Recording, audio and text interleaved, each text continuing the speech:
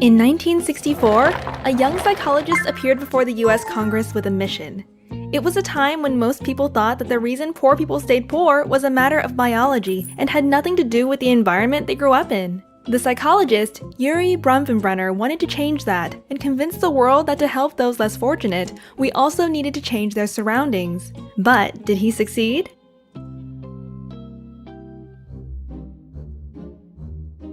Bronfenbrenner's Ecological System Theory conceives that a child is influenced by 5 ecological forces. First comes the microsystem of family and friends that affect the child directly. Second are the forces of the connections between the people around the child, parents with teachers and teachers with peers. Then there are links between social settings that do not directly involve the child, such as the father with his boss, the peers with their parents, and the teacher with the principal. Next is the overarching culture, religion, and social norms that influences all others. And lastly, there is time, which changes everything over the course of one's life. Children are born into a microsystem that influences the child's experiences directly. Children from unfortunate backgrounds are more likely to experience problematic family structures, even if it's simply for the fact that parenting is more difficult if you are poor. They also encounter more negative situations at school or bad influences through friends. Consequently, a child that grows up in a negative microsystem will find it hard to succeed. The mesosystem represents the interconnections between the elements that surround the child. For example, the relationship between the father and the school teachers. If the father doesn't get along with a teacher, the child might suffer. The exosystem involves the links between social settings that do not involve the child. For example, a child's experience at home can be influenced by their parents' experiences at work. If the mother loses her job, there might be more arguments with the father, resulting in changes in their interaction with the child. The macrosystem describes the overarching culture that influences all other systems, such as a child's geographic location and ethnicity. Intelligent people who happen to live in bad places are more likely to move to better ones, but that also means that they are more likely to be strangers in a richer society. So, regardless of the child's biological potential or upbringing, on a macro level, he or she may still be at a disadvantage. The chronosystem refers to changes in the child and the environment over time. As the child grows up, the parents may stop loving each other and divorce, which can be traumatic for an 8-year-old boy. 5 years later, he may have come to terms with how things turned out. But when the boy turns 16, his mom's new boyfriend moves into their tiny apartment, and things get difficult again.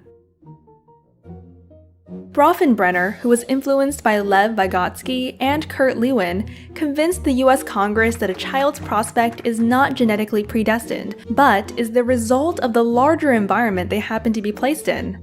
Children who grow up in unfortunate social structures, therefore, need a form of support that not only reaches their families, but also elements of their community. Bronfenbrenner's theory helped form the Head Start program in 1965, a government program that has served more than 35 million poor children since.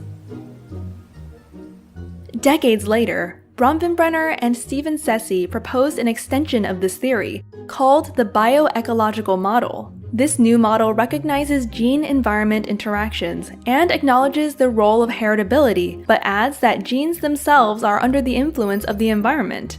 In other words, the process of heritability varies in a magnitude of potentials. How much a child can make of the potential they inherit depends on the ecological environment. Bronfenbrenner made a critical contribution to our realization that parent-child relationships do not exist in a social vacuum, but are embedded in the larger structures such as community, society, and culture. In order to develop well, he allegedly said, every child needs at least one adult who is irrationally crazy about him or her.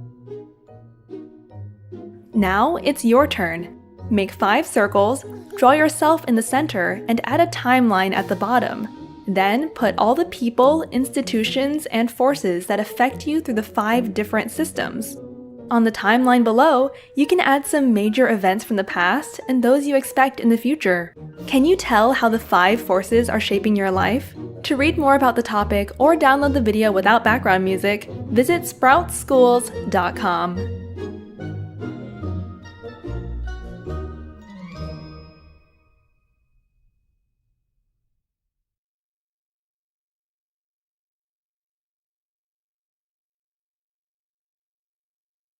This and all other Sprouts videos are licensed under Creative Commons.